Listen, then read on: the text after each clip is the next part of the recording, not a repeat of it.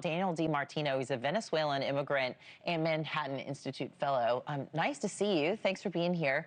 You said you have extended family in Venezuela, and one of your friends actually experienced an explosion close to her windows, even. Yeah, the U.S. attacked many military bases, and the blows were so hard that some windows in the residential adjacent areas broke because of the strength of the explosion. But I can tell you that people are very happy about it, because Venezuelans are tired of 26 years of a regime that forced nearly 1/3 of us to leave our country. Yes. I mean, this is why I have no immediate relatives in Venezuela, because we all ended up leaving in the last 10 years. And many people want to go back. Many people want to visit back. You know how many friends and family I have, their loved ones, that if I were to step foot in the Venezuelan International Airport, I would be arrested because of the regime's persecution. And we want our country back, and so we're very happy about what President Trump did. Yeah, and look, if you go back to your neighborhood, you're not going to recognize it, are you? Explain what this would feel like for an American who, you know, we've never had to deal with anything like that. We're counting our blessings that we're born in the zip codes that we have been. What's this all been like for you?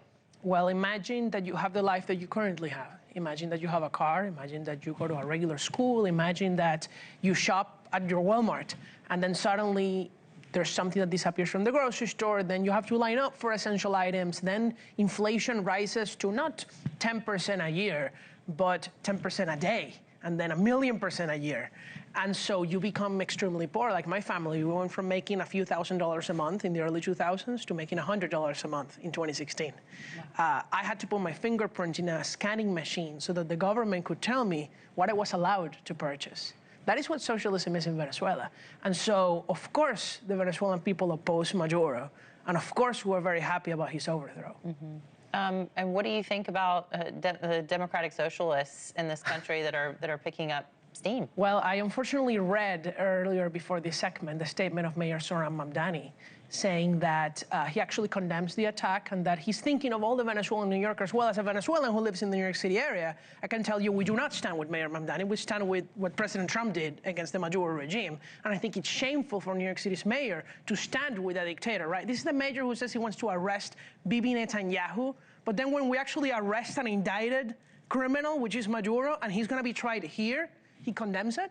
Well, seems like a double standard there. I can tell you have a bit of a visceral reaction about Maduro as well. If we can put up that picture of him that Trump has posted on True Social and his matching sweatsuit there, what are your thoughts when you see this image?